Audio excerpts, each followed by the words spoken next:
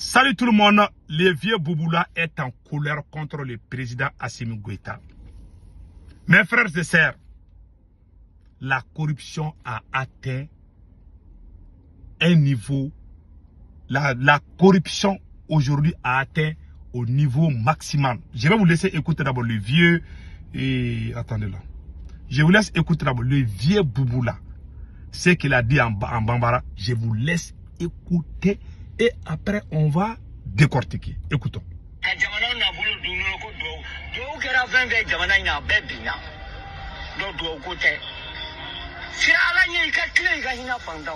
C'est vrai.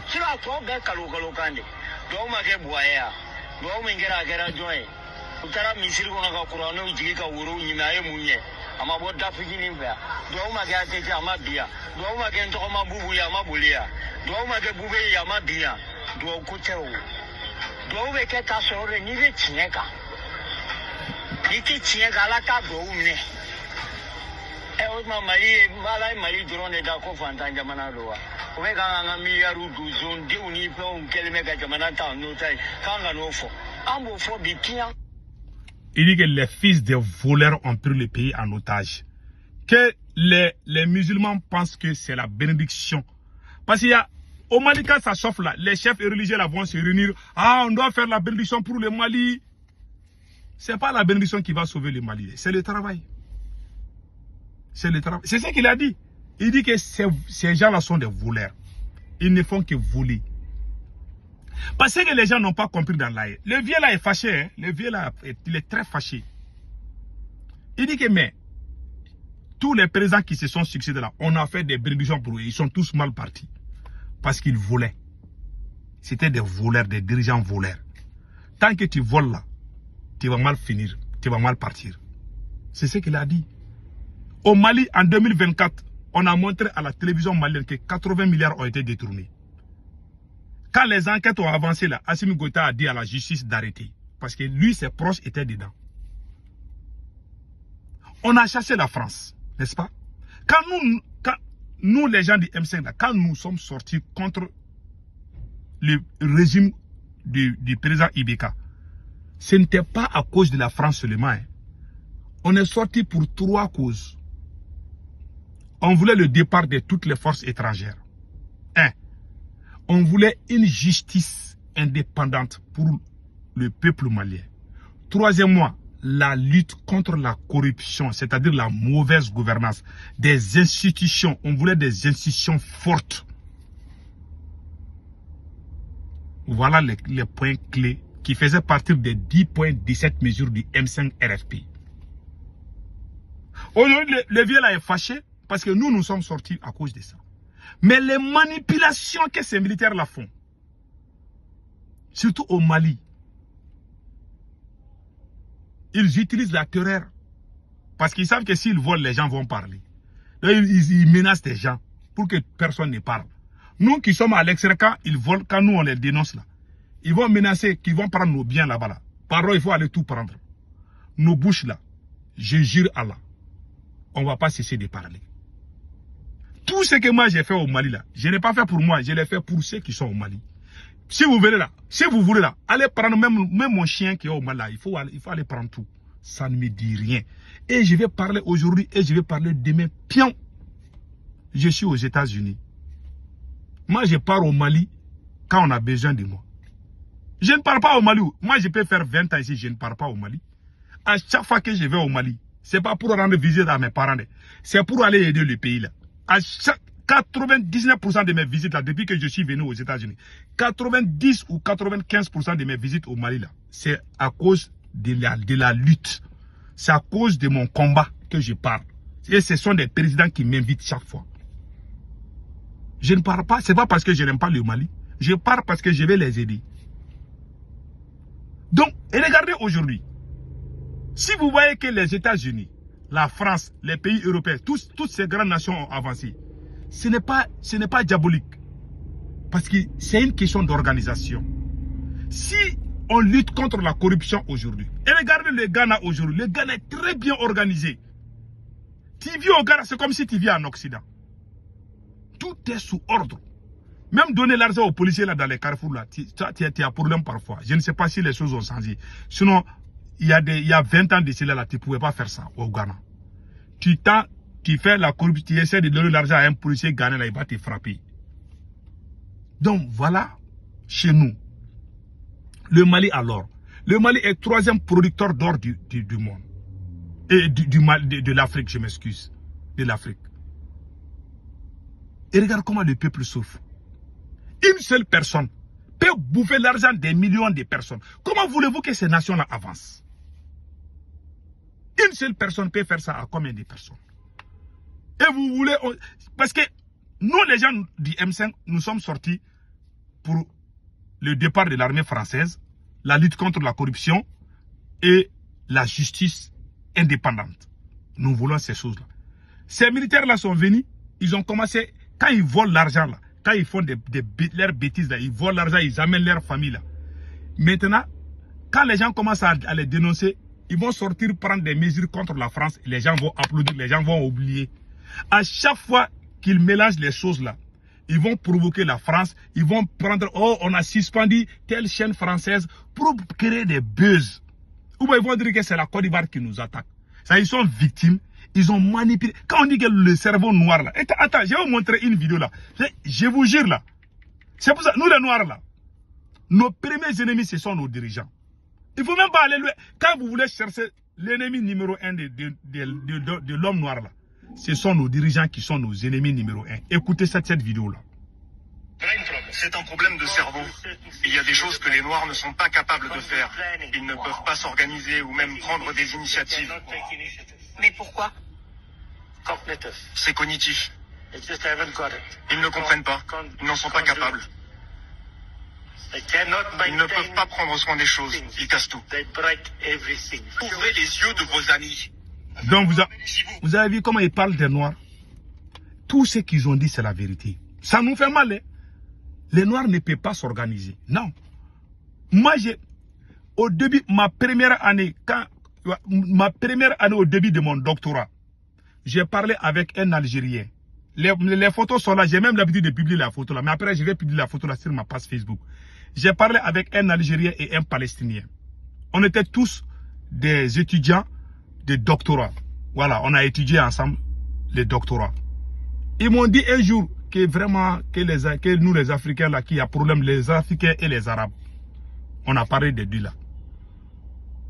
Ils m'ont dit, ceux qui veulent nos biens là, on les combat. Eux-mêmes, ils ne savent pas si ce n'est pas une malédiction. Et regardez aujourd'hui, à la télévision malienne, ils ont dit que 80 milliards ont été détournés. Depuis 2024. Quand les enquêtes ont avancé, Assimi Goïta a vu que ses parents là sont dedans. Il a freiné la justice. C'est-à-dire, lui, la justice est à sa faveur. Tout ce que lui veut, c'est ce que la justice fait. Si Assimi Goïta n'est plus aujourd'hui, parce qu'on doit penser, tout être humain peut goûter la mort. S'il n'est plus là aujourd'hui, il y aura forcément coup d'État. Si jamais on entend que quelque chose arrive à Assimi Goïta, les gens vont prendre les rues. Si une mauvaise main prend des pouvoirs, les proches d'Assimi Goïta vont tous quitter le Mali. Leurs biens seront saisis. Parce qu'il n'a rien préparé. Il n'a pas... Parce que l'homme noir pense qu'il est immortel. C'est pour cela, dans les grandes familles, même dans nos familles, on a été éduqués comme ça. On pense qu'on est immortel. Je vous jure, moi qui vous parle, il y a 20 ans de cela, 15 ans ou 10 ans de cela. Moi, j'ai dit chaque fois à ma femme, si je meurs là, je vais que ça. Je pense toujours à la mort. L'homme noir ne pense pas, il pense qu'il est immortel. Il pense que, je vais avoir... Hey, mets dans ta tête que je vais mourir. Bon, si Assimi Goïta quelque chose n'arrive aujourd'hui, il y aura une insurrection populaire et les gens vont... Il y aura un côté opposé qui va prendre le pouvoir. Tout ce qu'il a fait comme mal, ce peuple va réclamer. On veut que justice soit faite. Ils vont saisir tout l'argent de Assimi Goïta, ses proches, ses parents. Ils vont souffrir. Même son chien là va souffrir au Mali. Et la même chose va arriver au Burkina Faso. Nos dirigeants n'ont pas de tête. L'arrogance, l'égocentrisme les a tellement les a tellement traumatisés, ils pensent qu'ils sont immortels. Si Assimi Goïta n'est pas là aujourd'hui, il y aura un deuxième coup d'État. Forcément. Parce que le peuple ne va plus accepter les militaires. Les gens vont prendre les rues. Les politiciens là sont tellement forts, ils vont appeler tout le monde, les gens vont sortir. Et celui qui va venir va faire ce que le peuple veut. Parce que le peuple va dire, Assimi nous a... Ceux qui ont été emprisonnés, ils vont faire des revanches. Ça c'est clair. C'est comme le cas en Guinée, quand Sékou Touré est mort, la succession de Sékou Touré n'était pas préparée. C'est ce que j'ai appris. Si c'était préparé, les militaires n'allaient pas faire coup d'État. Si nos dirigeants ont ces défauts-là, quand vous êtes au pouvoir, il faut préparer vos successions. Vous voyez l'Iran, quand ils ont pris les guides là, il y a eu le remplacement. Tout d'un coup, ça n'a même pas pris du temps. De tic au tac. Et ils sont en train de résister. Il faut préparer vos héritages. Mais ils ont peur. Ah, si telle personne sait que si je ne suis pas là, on a ces problèmes, on a cette peur. S'il y a un numéro 2 là, est-ce qu'il ne va pas me chasser? Voilà, on a cette peur. Mais on doit accepter. Voilà les problèmes. Assimi Goïta est en train de bouffer l'argent du Mali. Quand tu parles de ça, ils vont dire que tu es en train de défendre la France. Ils vont même dire que tu es terreau. Un pays ne va jamais se développer en insultant des pays voisins. Ah, la France, le problème du Mali, on a chassé la France. La France n'est plus au Mali. Aucune force étrangère n'est au Mali aujourd'hui, si ce n'est que la Russie. Ce sont nos partenaires. C'est nous qui les avons appelés. Donc pourquoi on ne peut pas lutter contre la corruption? Point d'interrogation. On ne peut pas. Parce qu'ils ne sont pas honnêtes. Ils sont malhonnêtes. Fin de citation. Mais je vous dis, la mort là ne t'appelle pas pour dire que ah, tel jour tu vas mourir. Un homme doit mettre dans ta tête, je peux mourir aujourd'hui ou demain. Je dois penser à ma famille. Je dois penser à mes proches. Je vous jure, les deux présidents là, Assimi Goïta et Capitaine, ils n'ont rien préparé. Si quelque chose les arrive aujourd'hui, si quelque chose arrive à Capitaine Ibi, les Burkinabés vont prendre les rues. Je vous jure, les gens vont prendre les rues. Si quelque chose arrive à Assimi Goïta aujourd'hui là, les Maliens vont prendre les rues. Il y a des gens qui ne parlent pas. C'est pas parce que les gens ne parlent pas que tous vos supporters, parce que vous êtes en train d'utiliser la terreur. Il y aura les militaires qui sont fâchés, ils vont rejoindre la population. Et c'est eux-mêmes qui risquent de prendre le pouvoir. Si ils prennent le pouvoir là, tu es fini. Les militaires qui ne t'aiment pas, il y a des gens qui ne parlent pas mais ils ne t'aiment pas. Un pays où il y a plus de 10 000 ou 30 000, 40 000, il y a des militaires parmi eux qui ne sont pas d'accord. Mais les jours qu'ils trouvent l'occasion là, ils vont passer à l'action.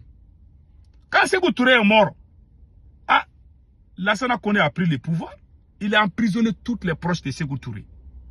Parce qu'entre eux-mêmes, ils ne se sont pas entendus. Quand Sékou Touré est mort là, entre eux-mêmes, il y avait bagarre. Donc les militaires sont venus prendre le pouvoir. C'est pour cela que nos dirigeants, ce sont ces erreurs-là, ces mêmes erreurs-là, se répètent au Burkina et au Mali. On a perdu tout le monde.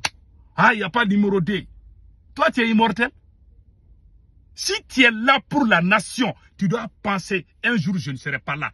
Telle personne doit me remplacer. Et tout le monde doit savoir ça.